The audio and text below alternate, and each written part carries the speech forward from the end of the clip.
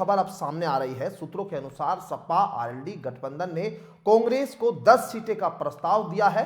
Samajwadi party UP की प्रमुख party होने की वजह से ज्यादातर सीटें अपने पास रखना चाहती है। सपा गठबंधन ने कांग्रेस को 10 सीटों पर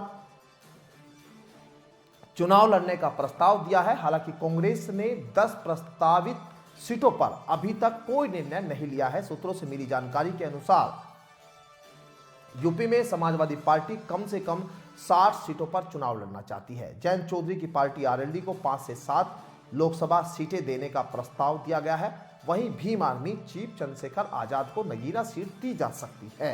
दरअसल नगीना लोकसभा क्षेत्र में दलितों की आबादी अधिक है और चंद्रशेखर का यह इलाका भी है।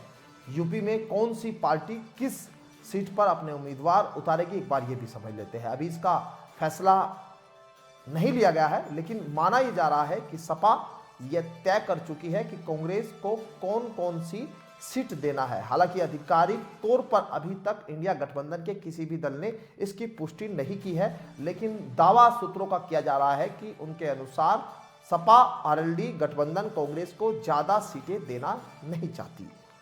अभी हाल में विपक्षी गठबंधन इंडिया के घटक दलों के प्रमुख नेताओं की बैठक दिल्ली में हुई थी। इसमें सीट बंटवारे को लेकर चर्चा हुई थी। सभी दलों ने तय किया था कि जल्द से जल्द सीट बंटवारा किया जाएगा। बता दें कि लोकसभा चुनाव में महज 4-5 महीने शेष है, इसलिए सभी दल चुनाव की तैयारियों में जुटे हुए हैं।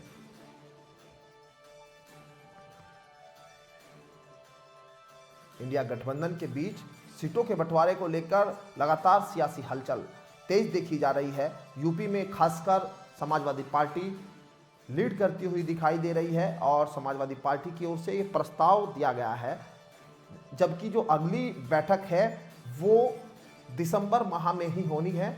और बताया जा रहा है कि ये फॉर्मूला, सीटों का फॉर्मूला 15 जनवरी तक तय हो सकता है।